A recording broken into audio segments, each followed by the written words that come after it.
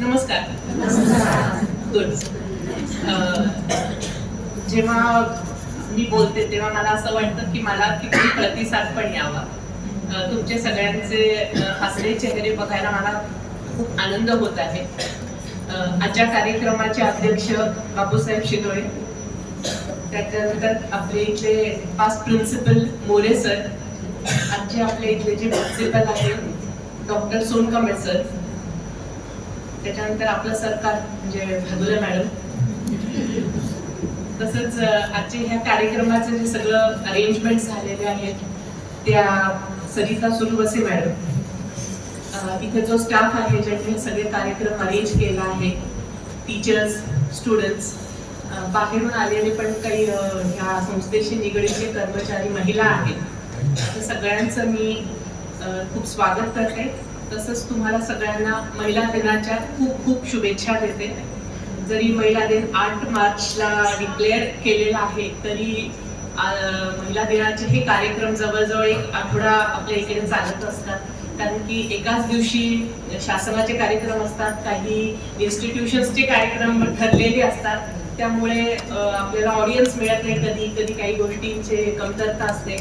तर अशा ह्याच्यामध्ये आपल्याला जशी सवय होईल, बायकांना तशी ऍडजस्टमेंट करायची सवय असतेच, तर तसा महिला डे पण ऍडजस्ट केलेला असतो आपण आपल्या ह्याच्यानुसार. तर असा आपण हा महिला दिन दरवर्षी साजरा करतो. आपण जेव्हा जन्माला येतो ते आपण ज्या दिवशी ह्या जगातून प्रवास संपवतो, आपल्यासोबत 2 गोष्टी कायम असतात. एक असतो कायदा, दुसरा असतो मेडिकल हेल्थ. जेव्हा मूल पोटात रुजतं तेव्हा कायदा येतो की त्या स्त्रीला ते मूल जन्माला घालायचा अधिकार आहे. त्या पोटातल्या मुलाला मला ह्या जगामध्ये जन्म घेण्याचा अधिकार आहे, बरोबर? आणि त्यानंतर ज्या दिवशी आपण ह्या जगाचा निरोप घेतो त्या दिवशी डॉक्टर सांगतो, म्हणजे आपण जन्माला येतो तेव्हा डॉक्टर सांगतो की मूल व्यवस्थित आहे, जन्माला आलेला आहे. आणि ज्या दिवशी आपण या जगातून जातो तेव्हा डॉक्टर सांगतात की ही व्यक्ती आता ह्या जगामध्ये राहिलेली नाही.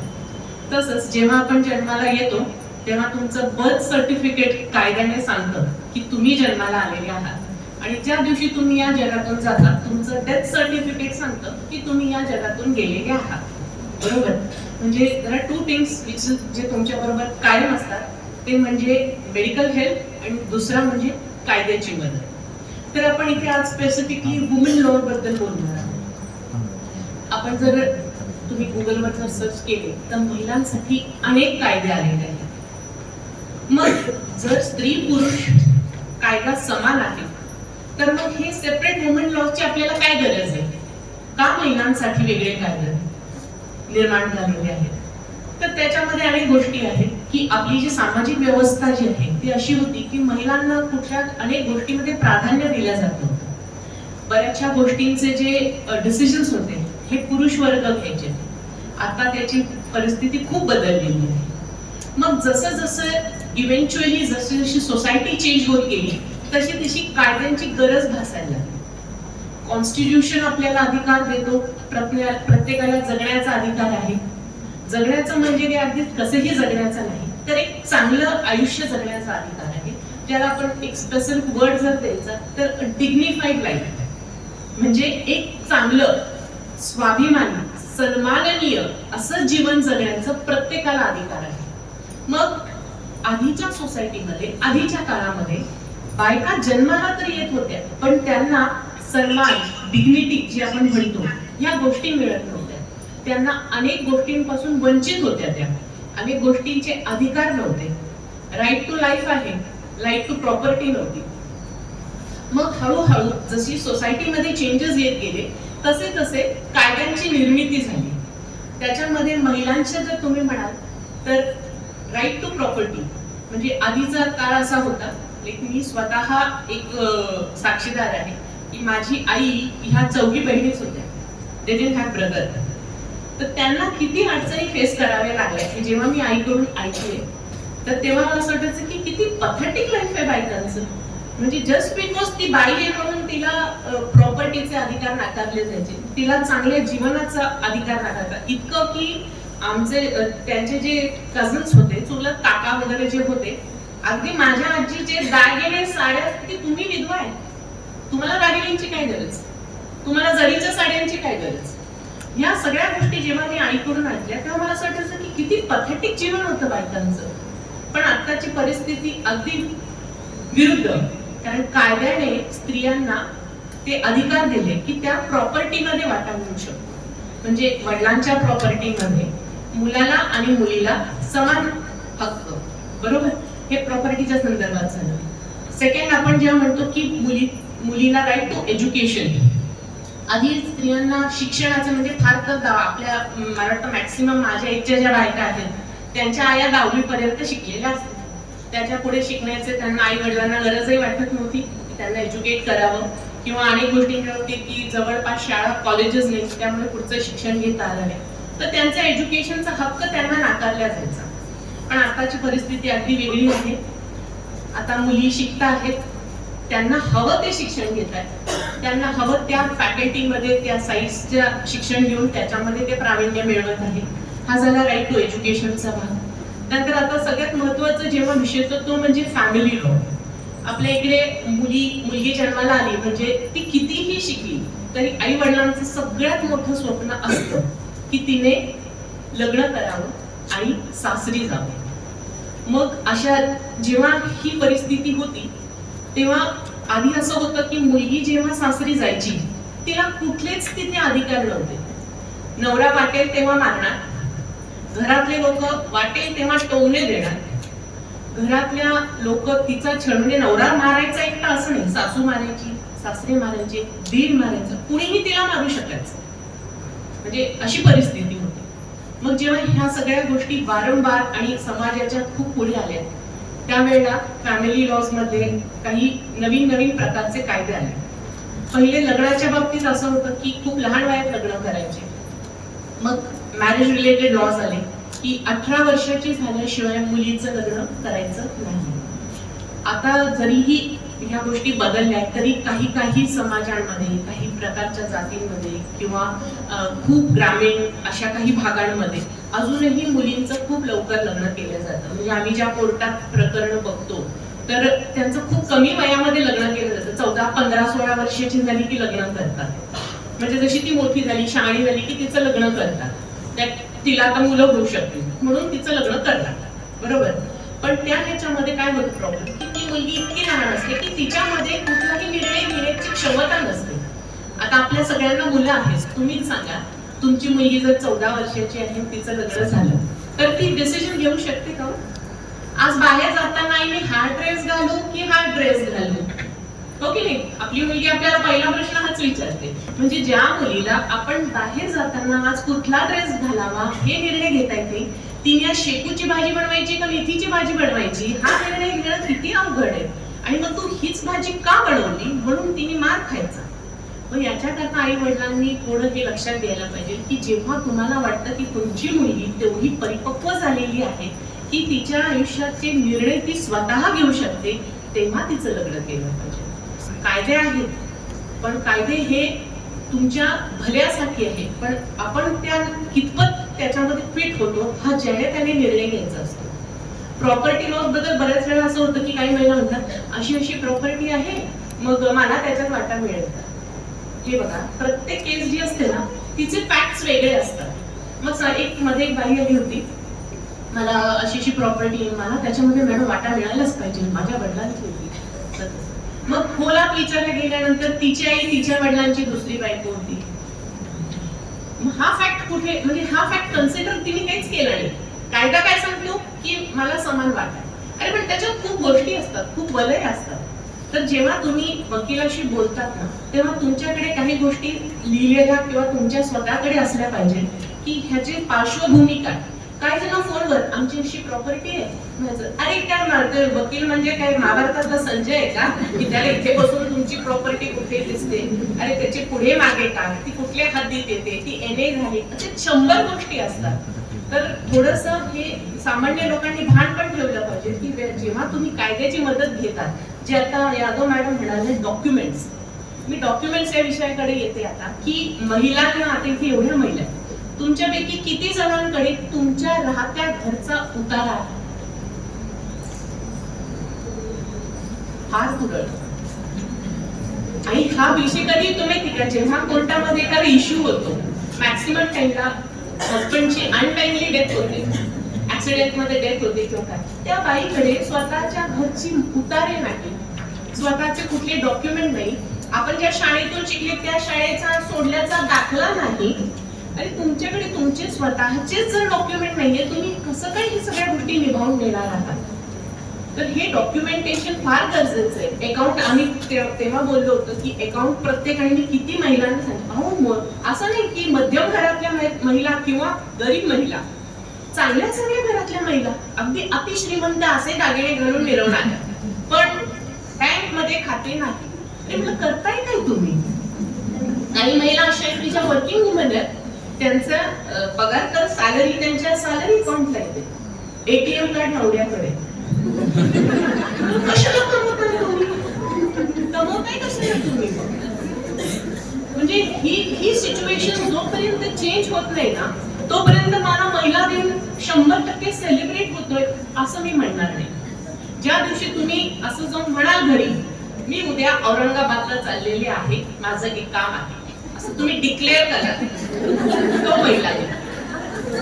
आता मी जर म्हणली आता आपल्या सगळ्यांना उद्या औरंगाबादला जायचं, तर सगळ्यात पहिले काय करा तुम्ही? की मी जाऊ का? उद्या काही आहे का? उद्या तर सणच आहे, मग उद्या नैवेद्यच आहे. म्हणजे अजूनही परिस्थिती अशी आहे की आपण विचारल्याशिवाय काही करत नाही. चांगली गोष्ट आहे, I don't say it is bad, खूप चांगली गोष्ट आहे, पण ज्या गोष्टी तुम्हाला करायला पाहिजे त्या तर तुम्ही करायलाच पाहिजे. त्याच्यामध्ये एक महत्वाची गोष्ट डॉक्युमेंटेशन येते. तुमची स्वतःची फाईल असली पाहिजे, त्याच्यात तुमचे सगळे डॉक्युमेंट्स असले पाहिजे. उद्या कठीणातल्या कठीण परिस्थितीमध्ये तुमच्याकडे स्वतःचं सगळं असं कागद असं. आमच्या कोर्टामध्ये कागद बोलतो, म्हणजे वकील एक बोलतो, पण वकिलाईपेक्षा कागद बोलतो. तुमच्याकडे कागद नाही तर तुम्ही शून्य. तुमच्याकडे जिवंत असल्याचा दाखला नाही तर तुम्ही जिवंत नाही. तुमच्याकडे मेलेल्याचा दाखला नाही तर तो माणूस मृत नाही. म्हणजे ही सत्य परिस्थिती आहे. त्यामुळे डॉक्युमेंटेशन हे फार फार महत्वाचं आहे. आता दुसऱ्या एका विषयाकडे वळते की इथे जास्त करून काम करणाऱ्या महिला, बरोबर, तुम्ही सगळे जॉब्स करतात, तर जॉब करण्याच्या ठिकाणी महिलांना ज्या अडचणी येतात त्याच्या संदर्भामध्ये कायद्यामध्ये खूप आमूलाग्र बदल झाले आहेत. सगळ्यात महत्वाचा म्हणजे महिलांना काम करण्याचा अधिकार मिळाला. सगळ्यात पहिली गोष्ट, आधी महिलांना बाहेर जायचं, जॉब करायचा, या गोष्टीमध्ये खूप अडचणी यायच्या. कायद्याने त्यांना तो सपोर्ट दिलाय की तू बाहेर पडू शकते बाई, तू तुझं कमवू शकते आणि तू तुझं घरही सांभाळू शकते. मग कायद्याच्या ठिकाणी गेल्यानंतर, कामाच्या ठिकाणी गेल्यानंतर महिलांना खूप अडचणी यायला लागल्या. असं दिसलं गेलं की पुरुषांना महिला एकच काम करतात, पण पुरुषांना जास्त पे आहे आणि महिलांना कमी पे आहे. मग त्याच्यामध्ये तो ऍक्ट आला की महिलांना आणि पुरुषांना समान पे फॉर द सेम जॉब. जो जॉब दोघंही सारखेच करत आहात, सारखाच मेहनत घेत आहेत, सारखाच वेळ देत आहेत, तर दोघांना समान पेमेंट मिळालं पाहिजे. त्याच्यानंतर चेंजेस पुढे काय झाल्या की महिला ज्या ठिकाणी कामाला जायच्या तिथे पुरुषी आधिपत्य जास्त, पुरुषी वावर जास्त. मग तिथे त्यांना शारीरिक मानसिक त्रासाला सामोरं जावं लागलं. अशा खूप केसेस आल्या. मग त्याच्यामध्येही कायदा त्यांच्या मदतीला आला आहे की तुम्हाला अशा ठिकाणी पूर्ण संरक्षण मिळणार. तुम्हाला जर असं कोणी त्रास देण्यात आलं तर ते बेकायदेशीर आहे, त्याला शिक्षा मिळू शकते. आणि मला वाटतं महिला खूप बऱ्याचशा प्रमाणात या विषयात जागृत झालेल्या आहेत. आणि असं अलीकडे फार कमी झालेले, कारण की जेव्हा याच्यावरती स्ट्रिक्ट ऍक्शन्स घेतल्या गेल्या तेव्हा लक्षात आलं की असं होता कामा नये, नाहीतर आपल्या आयुष्याचं पण काही खरं नाही. तर असे कायदे आले. त्यानंतर त्याच्यामध्ये प्रेग्नन्सी ऍक्ट जो आला की तुम्ही कामावर असताना प्रेग्नेंट आहात तर तुम्हाला त्याच्यामध्ये मेटर्निटी लिव्ह मिळायला लागली, बरोबर. त्याच्यानंतर मेटर्निटी लिव्ह असताना सुद्धा पे मिळायला लागला, बोनसेस मिळायला लागले. त्यानंतर जेव्हा तुम्हाला मूल झालं तर ब्रेस्ट फीडिंग करण्यासाठी सुद्धा ब्रेक देण्यात यावा. परवाच मला वाटतं न्यूज मध्ये महिंद्रा कंपनीने चांगली अनाउन्समेंट केली की मासिक पाळीच्या वेळेला महिलांना सुट्टी देऊ आपण, असं महिंद्रा कंपनीने हे केलं. अतिशय चांगली गोष्ट आहे, पण याचा अर्थ असा नाही की तुम्हाला काही त्रास नाही म्हणजे होत असेल तर जरूर सुट्टी घ्या, नाही होत तर जरूर काम करा. महिलांनी कधीही कारण सांगितले नाहीत आणि त्या कधीही सांगणार पण नाही. एवढ्या महिला हुशार सक्षम असतात. काम टाळण्याची वृत्ती ही महिलांची कधीच नसते. वेळेत सगळे काम करावे ही प्रत्येक महिलाची मनापासूनची भावना असते आणि त्या करतातच. महिला, मला असं वाटतं की आज हा जो जगाचा पसारा चालू आहे तो कदाचित महिलांचं जे काम करण्याची पद्धती आणि सगळ्यांना सांभाळून घेण्याची जी पद्धती आहे त्याच्यामुळेच हा जगाचा पसारा इतका व्यवस्थित चालू आहे. बरोबर. असे तुम्ही बोलत गेलं तर मी खूप कायदे आहेत, खूप महिला हक्कांबद्दलही मी बोलू शकते, पण सगळं बोलणं एका ह्याच्यामध्ये शक्य नाही. आता काही गोष्टी मी सरकारकडे सोडते. सरकार काय आपल्यासाठी काय काय करत आहे ते तुम्ही सरकारकडूनच ऐका. मी थोडक्यामध्ये हे समाप्त असं करते की आज आपण ज्या समितीबद्दलचा हा कार्यक्रम आहे त्यांचे फोटो इथे लावलेले आहेत. तर मला असं वाटतं आपण त्यांचे खूप खूप खूप ऋणी आहोत. त्यांनी जर हे एक पाऊल पुढे नसतं टाकलं तर आपण आज इथे नसलो असतो. सावित्रीबाईंनी महिलांच्या शिक्षणाचा वारसा घेतला. रमाबाईंनी आंबेडकरांसोबत जे तळागाळातले लोक आहेत त्यांच्यापर्यंत शिक्षण पोहोचवण्याचा हे कार्य केलं. शाहू महाराजांचं तर मला आठवण, शाळेत असताना मला धडा होता शाहू महाराजांचं, तर ते वडाचं झाड माझ्या अजून लक्षात आहे. त्याच्या संस्थेचं प्रतीक की वडाचं झाड एकटं जरी वाढतं फोफावतं ते अनेकांना सावली देतं, अनेक पक्षी त्याच्यावरती निवारा घेतात. तर आपलं जीवनही तसंच असलं पाहिजे की आपण सगळ्यांना मदत करण्याची वृत्ती महिलांमध्ये तर ती असतीच असती, ही जागृत ठेवावी. आणि सगळ्यात महत्वाचं मला आजच्या महिलांना हे सांगायचं आहे की तुम्ही तुमचं जे स्त्रीत्व आहे ते कधीही विसरू नका. तुमच्या जबाबदाऱ्या आहेत त्या कधीही टाळू नका. मी कोर्टात आज अनेक प्रकारच्या केसेस बघते, ज्या आमच्या वकील आहेत तर यादव मॅडम पण आधी होत्या. तर कोर्टात ज्या महिलांच्या केसेस होतात, काही महिलांवर अत्याचार झालेला असतो, मी नाही असं म्हणते, पण बऱ्याच वेळा असं लक्षात येतं त्या महिलेच्या बोलण्यामधून की तिने तिची ड्युटी प्रॉपरली नाही केली. तर असं होता कामा नये. आपण आपल्या पुढच्या पिढीला जेव्हा आपण शिकवतो की तुम्ही काय करायचं काय नाही करायचं, तेव्हा तुमच्या मुलींना दोन गोष्टी शिकवा. एक तर त्यांनी शिक्षण घ्यायचं आहे, आपल्या पायावर उभं राहायचंय, पण दुसरी गोष्ट ही जरूर शिकवा की तिने एक घर सांभाळायचंय, तिला एक आई व्हायचंय, तिने तिच्याही मुलीला असंच चांगलं घडवायचंय. आणि ही आजच्या काळाची गरज आहे.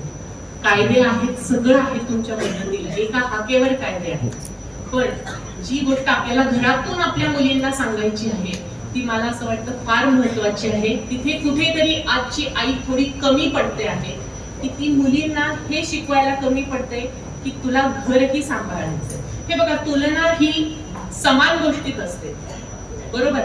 गुलाबाचं फुल सुंदर की मोगऱ्याचं, ही तुलना नाही होऊ शकत. मग स्त्री आणि पुरुषात कधीही तुलना नाही होऊ शकत. ते आपापल्या जागी सुंदर आहे, ते आपापल्या जागी सुगंधी आहे. तर तुम्ही कंपॅरिझन मध्ये जाऊ नका. आम्ही आमच्या मुलीला मुलासारखं घडवू, काय गरज आहे? ती मुलगी आहे ना, तर तिला मुलीसारखंच घडवू. काय गरज आहे तिला मुलगा करायची? उद्या ती मुलासारखी वागायला लागली तर तुम्हीच तिला म्हणाल काय घालतात, काय आहे की नाही तसं? म्हणजे तुम्ही कुठे चुकता आहात याचं थोडंसं तुम्ही स्वतः त्याचं विश्लेषण करा की आपण आपल्या पुढच्या पिढीला काय देतो आहे. आपण आज एवढं शिकलो, तंत्रज्ञान एवढं पुढे गेलेलं आहे, मुली इतक्या मोठ्या मोठ्या पोस्ट वरती कार्यरत आहे. मी फार लांब जात नाही, या चार भिंतीतल्या या ज्या महिला आहेत तिथे बसलेल्या, ह्या सगळ्या आपापल्या पोस्ट वरती इतकं सुंदर काम करत आहे. म्हणूनच आज ही संस्था एवढ्या चांगल्या याच्यामध्ये पुढे गेलेली आहे, बरोबर. ही संस्था जन्माला घातली ती लोककल्याणासाठी, आणि आज त्याचा जवळजवळ 50% वाटा हा महिलांनी उचललेला आहे. महिला आणि पुरुष हे समान एकत्र येऊन ही एवढी मोठी संस्था चालत आहे. तर ह्या संस्थेचं खूप अभिनंदन. आज मला ह्या लॉ कॉलेजमध्ये येऊन इतका आनंद झाला, म्हणजे मला माझे लॉ कॉलेजचे दिवस आठवायला लागले. लॉ कॉलेज म्हणजे मला असं वाटतं की सगळ्या फॅकल्टी मधला सगळ्यात जिवंतपणा जो असतो तो लॉ कॉलेजमध्ये भेटतो, कारण की इथे सतत नवीन घडत असतं. कारण कायदा बदलतोय, क्षणाक्षणाला कायदा बदलतोय आणि आपली जबाबदारी आहे की नवीन येणाऱ्या कायद्याची आपण माहिती घेतलीच पाहिजे. आज तुमच्यासाठी नवीन काय गव्हर्नमेंट कडून चेंजेस झालेले हे तुम्ही अपडेट व्हायलाच पाहिजे. तर अशा पद्धतीने महिला दिन तेव्हाच साजरा होईल जेव्हा महिलांचं संरक्षण करतील, महिलांच्या बरोबरीने चालतील, महिलेला त्रास देणार नाही. कारण कोर्टात जे मी बघते की सुनेला सासू त्रास देतो, सासरा नाही देत. हसायला येतंय पण की सुनेला सासऱ्याने खूप त्रास दिला काय हे फार कमी ऐकायला येतं, पण सासूने खूप त्रास दिला हे जास्त ऐकायला येतं. तर हा चेंजेस जे आहेत, ह्या चेंजेस हे तुम्ही तुमच्यामधले चेंजेस घडवून आणा. कायदा तुमच्या मदतीसाठी आहेच आहे, तो कायम राहणार आहे. आणि मला असं वाटतं की ह्या महिला दिनाला मी तुम्हाला सगळ्यांना खूप खूप शुभेच्छा देते. तुम्हाला हे परमेश्वर हे बळ देव, हे ताकद देव. ज्या ताकदीने आज तुम्ही इथे आहात असंच तुमची उत्तरोत्तर प्रगती हो आणि तुमचं आयुष्य अतिशय सुंदर जावं. धन्यवाद.